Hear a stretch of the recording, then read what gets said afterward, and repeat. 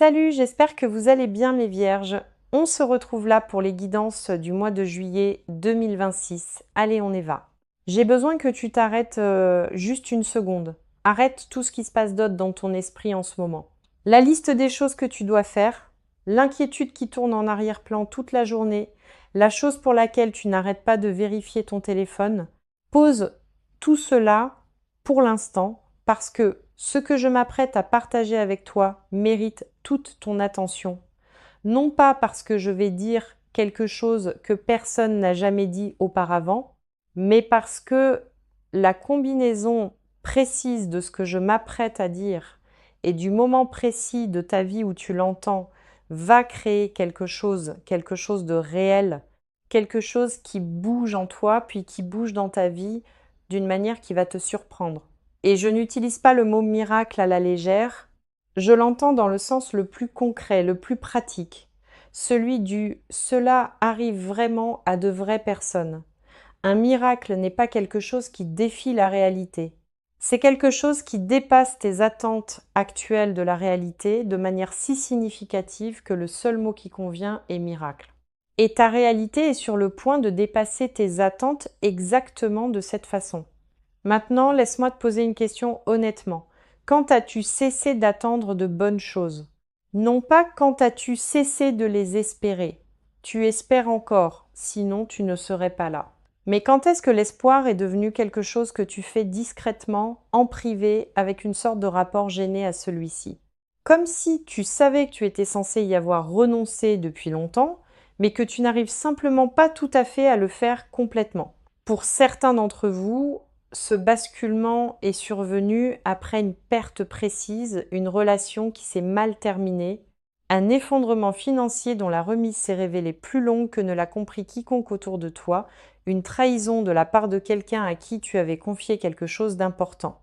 Pour certains d'entre vous, cela a été plus progressif, une lente accumulation de presque, de pas tout à fait et de proches, mais pas assez proches, qui a fini par recalibrer ta base d'attente vers le bas sans que tu prennes la moindre décision consciente de laisser cela arriver. C'est arrivé, tout simplement. De la manière dont l'érosion se produit lentement, invisiblement, jusqu'à ce que tu regardes le paysage et que tu réalises qu'il a l'air complètement différent de ce qu'il était, sans que tu puisses désigner un seul moment où le changement s'est produit, quelle que soit la version, qui est la tienne, la rupture nette et précise ou la lente érosion, je veux que tu saches quelque chose d'important. Ce recalibrage était une réponse de survie. C'était ton système qui essayait de te protéger et il t'a bien protégé, mais il a aussi créé un plafond sur ce que tu t'autorises à recevoir. Et c'est ce plafond que nous démantelons aujourd'hui, ici, maintenant, dans cette conversation. Parce que voici la vérité au sujet des miracles et de la raison pour laquelle ils arrivent à certaines personnes et semblent en contourner d'autres. Ce n'est pas une question de mérite. Ce n'est pas une question de chance au sens passif et aléatoire. C'est une question de réceptivité. Et la réceptivité n'est pas quelque chose que l'on possède ou que l'on ne possède pas. C'est quelque chose que tu choisis chaque jour. Dans un millier de petites décisions, rester ouvert ou rester protégé, tendre la main vers quelque chose ou te crisper contre cela, traiter une bonne chose inattendue comme réelle, ou chercher aussitôt l'explication qui la rend plus petite, plus sûre et moins susceptible de te décevoir si elle s'avère ne pas être ce qu'elle semblait. Certains d'entre vous choisissent la protection depuis si longtemps que l'ouverture leur paraît naïve, comme quelque chose que seules font les personnes qui n'ont pas été assez blessées. Je veux te proposer un autre cadre à ce sujet. L'ouverture après avoir été blessé n'est pas de la naïveté, c'est du courage. C'est le courage précis, difficile, qui coûte quelque chose, d'une personne qui sait exactement combien l'espoir peut coûter et qui le choisit malgré tout. Ce n'est pas de la faiblesse. C'est la posture la plus puissante qu'un être humain puisse occuper. Et c'est la posture qui rend les miracles possibles, pas inévitables, possibles. Et le possible, lorsque les conditions sont réunies, devient réel. Les conditions dans ta vie sont réunies, elles le sont maintenant. Certains d'entre vous qui écoutez ceci êtes au milieu de quelque chose de si lourd que le mot miracle est presque cruel à entendre. Genre, oui, des miracles, super, très utile. Pendant ce temps, j'ai une facture vendredi, une relation qui s'effondre et un travail qui me pompe toute mon énergie. Et tu veux parler de miracle. Et je l'entends vraiment. La lourdeur est réelle, la facture de vendredi est réelle, l'épuisement est réel. Je ne vais pas contourner spirituellement tout cela avec de joyeuses prédictions sur la façon dont tout va s'arranger. Ce que je vais dire, c'est ceci. Le miracle qui t'est accessible n'est pas séparé du chaos. Il arrive à travers le chaos. Il arrive sous la forme de la résolution précise, des choses précises, qui sont actuellement les plus lourdes. Un mouvement autour de la facture arrive dans la situation financière. Un vrai mouvement, pas juste un correctif temporaire.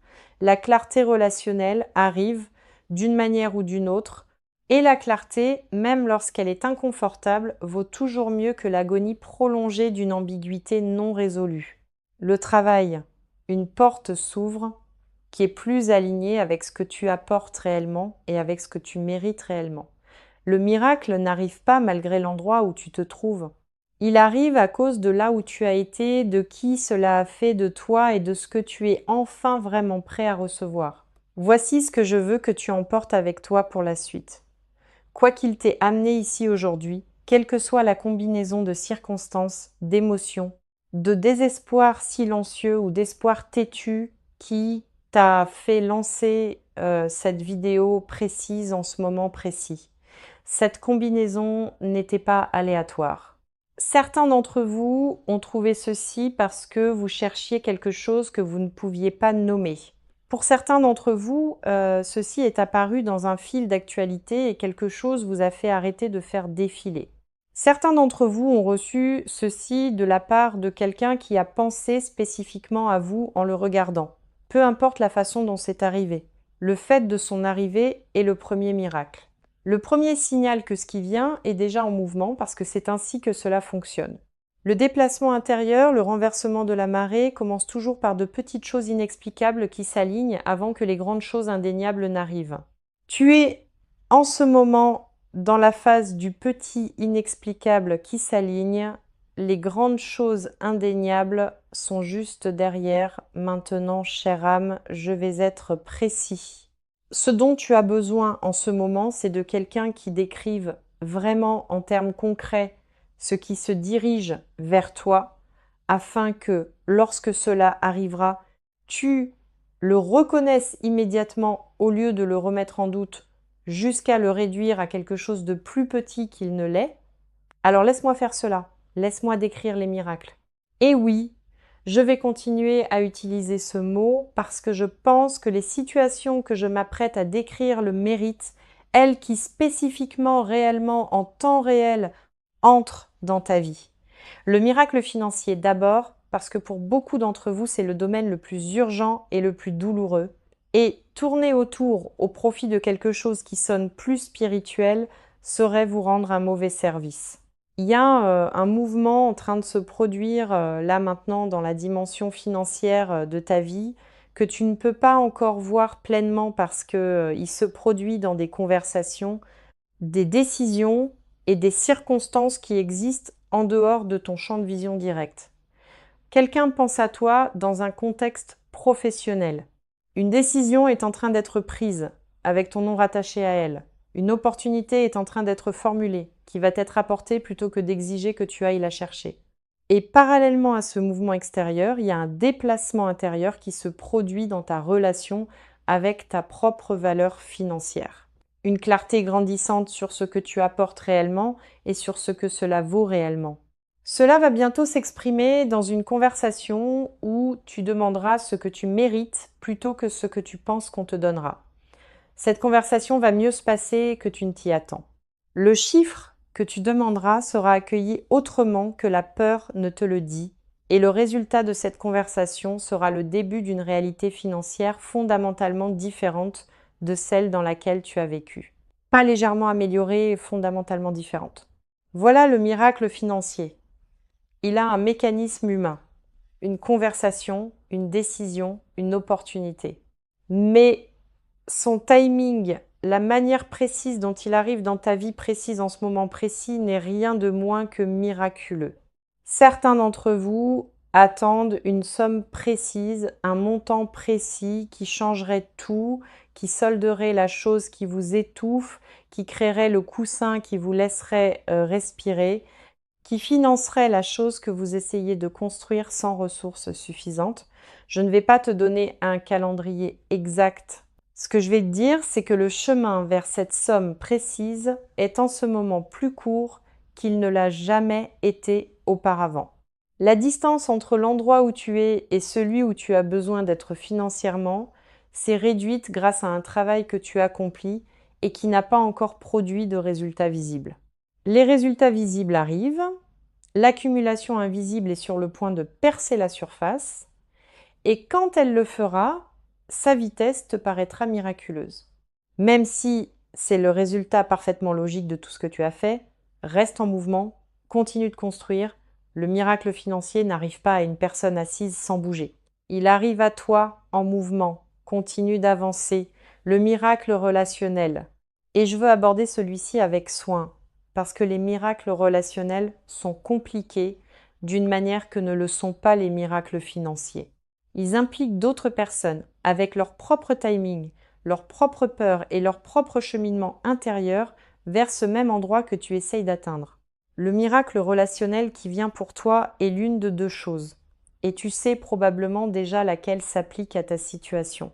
Soit c'est l'arrivée d'une personne, quelqu'un qui n'existe pas encore dans ta vie ordinaire ou qui en existe à la périphérie et qui va entrer dans ton monde dans cette saison et te faire comprendre de manière totalement expérientielle ce que cela fait d'être aimé sans avoir à le mériter, sans avoir à te donner en spectacle, sans avoir à gérer les émotions de quelqu'un d'autre aux dépens des tiennes. Quelqu'un qui te choisit spécifiquement et qui démontre ce choix de manière constante sans que tu aies à le demander. Cette personne arrive à travers une circonstance ordinaire qui ne s'annonce pas comme l'entrée de la relation la plus importante de ta vie. Cela ne s'annonce jamais de cette façon. Cela arrive simplement et ensuite tu réalises ce qui s'est passé. Soit le miracle relationnel est un déplacement dans quelque chose déjà présent, une conversation qui se prépare depuis longtemps et qui a enfin lieu, quelque chose de non résolu entre toi et une personne précise qui trouve enfin sa résolution, pas nécessairement de la façon dont tu l'espérais, mais d'une façon qui te donne de la clarté. Et la clarté est toujours un miracle lorsqu'on a vécu dans l'ambiguïté. Certains d'entre vous attendaient qu'une personne précise dise une chose précise. L'attente a été épuisante. Ne pas savoir a été sa propre forme de douleur.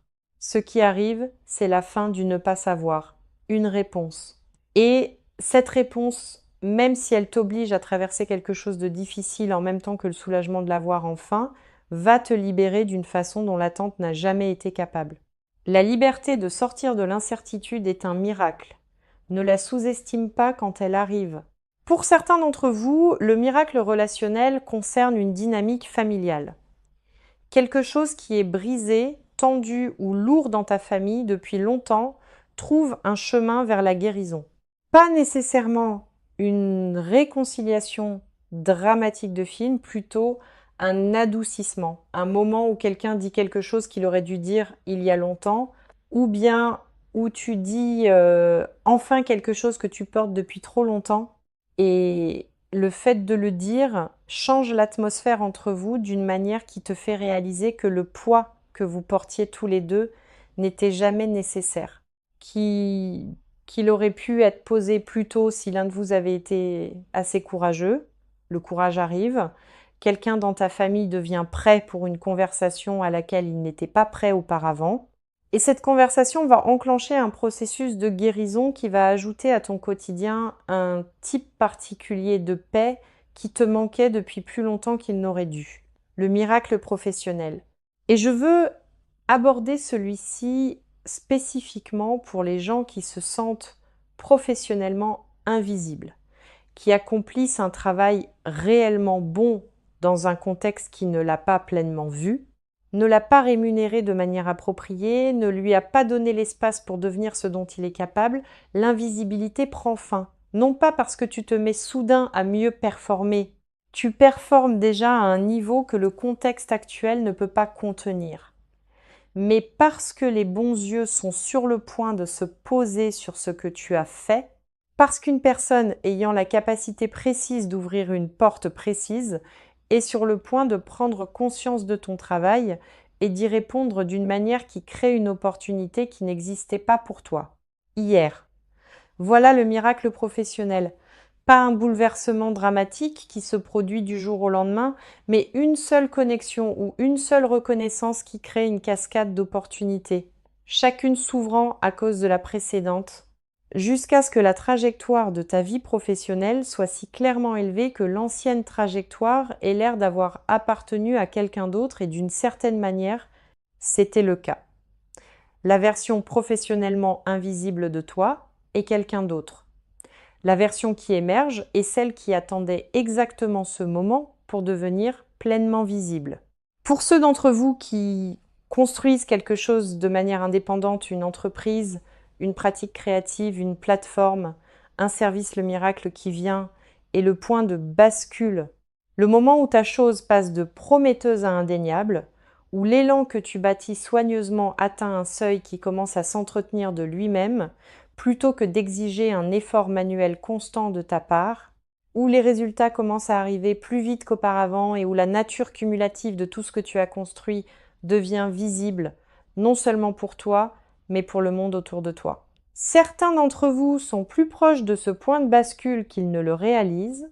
Un seul moment viral, un seul témoignage puissant, une seule personne dotée d'une large audience qui découvre ce que tu fais et le partage, n'importe laquelle de ces choses pourrait être le catalyseur. Et les catalyseurs ne s'annoncent pas. Ils arrivent simplement au milieu d'un mardi et changent la pente de la trajectoire de manière permanente. Le miracle de santé, et je l'inclus parce que pour certains d'entre vous, c'est le domaine le plus personnel et le plus urgent. La clarté arrive autour d'une situation de santé qui génère de l'anxiété. Une nouvelle meilleure que ce que la peur prédisait, un chemin qui s'ouvre sur quelque chose que tu essayes de régler et qui semblait bloqué. Ton corps est remarquable dans sa capacité à changer lorsque les conditions changent, lorsque le stress qui a supprimé son fonctionnement naturel commence à se lever, lorsque le bon soutien arrive. Lorsque la bonne information te parvient au bon moment, certains d'entre vous vont recevoir en cette saison une nouvelle médicale ou de santé qui vous fera expirer d'une façon dont vous n'aviez pas été capable depuis un moment. L'expiration arrive, laisse-la venir. Ce que je vais dire maintenant est plus important que tout ce que j'ai dit jusqu'ici parce que les miracles qui arrivent sont réels, les déplacements sont réels. Les changements qui se dirigent vers chacun d'entre vous sont réels. Mais qu'ils atteignent ou non leur plein potentiel, qu'ils deviennent ou non les versions pleines, transformatrices et permanentes d'eux-mêmes, plutôt que des arrivées partielles que l'on ramène à quelque chose de plus petit, cela dépend de ce que tu fais une fois qu'ils commencent à se manifester. Alors, je veux parler de la manière de rester dans ce que j'appellerais la fréquence des miracles. Cet état intérieur précis qui non seulement permet aux miracles d'arriver, mais garde le canal ouvert pour d'autres une fois les premiers apparus. La première chose, et je veux la dire aussi directement que possible parce que c'est peut être l'instruction pratique la plus importante de toute cette vidéo, arrête de répéter le pire scénario. Je sais pourquoi tu le fais. Tu répètes le pire scénario parce que le vivre dans ton imagination donne l'impression de réduire le choc s'il se produit vraiment. Comme si prêt, ressentir la mauvaise chose te donnait une longueur d'avance pour la digérer. Mais ce qui se passe réellement lorsque tu répètes le pire scénario, c'est que tu ressens la douleur de quelque chose de mauvais qui arrive sans aucune de la réalité de ce qui arrive effectivement. Tu ressens la perte sans avoir rien perdu. Tu ressens la déception sans avoir été déçu. Tu vis dans un état émotionnel négatif, entièrement généré par ta propre imagination qui travaille contre toi. Et cet état, cette souffrance chronique, autogénérée, de faible intensité, lié aux mauvais résultats anticipés est incompatible avec la fréquence des miracles parce que la fréquence des miracles exige de l'ouverture et tu ne peux pas être ouvert et crispé en même temps. Ce sont des postures mutuellement exclusives. Chaque fois que tu te surprends à répéter le pire scénario, interromps-le, pas avec une positivité forcée, juste avec un retour à ce qui est réellement vrai actuellement en cet instant. Là, maintenant, en cet instant, qu'est-ce qui est réellement vrai? En général, la réponse est quelque chose de gérable. En général, la réponse n'est pas le pire scénario. Reviens à ce qui est réellement vrai et laisse partir la répétition. La deuxième chose, et celle-ci s'adresse spécifiquement à ceux d'entre vous qui ont un schéma de sabotage des bonnes choses lorsqu'elles arrivent. Connais ton schéma et nomme-le avant que le miracle n'arrive. Ainsi, tu pourras l'interrompre en temps réel lorsqu'il s'active, parce qu'il va s'activer. L'arrivée de quelque chose de réellement bon après une longue période de réellement difficile déclenche presque toujours une réponse d'autoprotection qui prend une forme différente chez chacun. Chez certains d'entre vous, cela ressemble à trouver soudain des raisons pour lesquelles la bonne chose n'est pas tout à fait bien. L'opportunité a un défaut. La personne a un signal d'alarme. L'offre a des conditions qui la rendent moins que ce qu'elle semblait. Chez certains d'entre vous, cela ressemble à partager aussitôt la nouvelle avec la seule personne de ta vie qui introduira le doute. Non pas parce que tu le veux, mais parce qu'une partie de toi se sent plus en sécurité si quelqu'un d'autre a revu tes attentes à la baisse avant que tu ne le fasses toi-même. Chez certains d'entre vous, cela ressemble à passer aussitôt au désir suivant avant d'avoir pleinement reçu ce qui vient d'arriver. Le miracle se pose et au lieu de l'habiter, tu es déjà concentré sur la prochaine chose qui n'est pas encore arrivée. Sache quelle version est la tienne. Nomme-la et lorsque tu la sens s'activer parce que tu la sentiras s'activer, probablement très bientôt interromps-la consciemment. Dis-toi à voix haute si tu en as besoin, c'est mon schéma et c'est pas le moment de le laisser tourner, c'est le moment de recevoir pleinement et ensuite reçois pleinement. La troisième chose concerne la gratitude. Et je veux dire quelque chose au sujet de la gratitude qui va au-delà de sa version standard, parce que je pense que la version standard soit reconnaissant pour ce que tu as, compte tes bénédictions, concentre-toi sur le positif et vrai, mais incomplète. La gratitude dont je parle est plus précise que cela. C'est la gratitude qui est dirigée non seulement vers ce qui est déjà présent, mais vers ce qui est en cours. Le genre qui dit « merci pour ce qui est en chemin » avant même que cela n'arrive. Non pas parce que tu essaies de manifester quoi que ce soit par la force de la pensée positive, mais parce que l'état de reconnaissance authentique pour ce qui est en cours crée une ouverture intérieure précise, qui est neurologiquement, fonctionnellement incompatible avec l'anxiété. Tu ne peux pas être authentiquement reconnaissant et authentiquement anxieux en même temps. Ils occupent le même espace neuronal et l'un déplace toujours l'autre. Alors quand l'anxiété, celle de savoir si le miracle est réel, s'il arrive vraiment, si tu te prépares à une nouvelle déception commence à monter, va chercher une gratitude précise et authentique pour ce qui est en cours. Le déplacement financier en cours, le miracle relationnel en cours, l'ouverture professionnelle en cours, la clarté de santé en cours. Remercie ces choses de venir avant qu'elles n'arrivent, non pas comme un rituel magique, mais comme un état d'ouverture authentique, ancré, choisi, et regarde ce que cela fait à l'anxiété. Regarde-la perdre son emprise. Regarde l'espace qui s'ouvre. Cet espace, c'est là que les miracles se posent. La quatrième chose que je veux dire concerne les gens autour de toi durant cette saison. Et je veux le dire clairement parce que je pense que cela compte énormément. Sois sélectif sur les personnes avec qui tu partages tes miracles dans leur premier stade. Non pas parce que tu devrais être secret, ni parce que le doute des autres a un pouvoir littéral sur tes circonstances, mais parce que les premiers stades de tout miracle, de tout déplacement positif significatif, sont fragiles d'une manière particulière. Non pas parce qu'ils ne sont pas réels, mais parce qu'ils n'ont pas encore produit assez de preuves pour être immunisés contre le doute.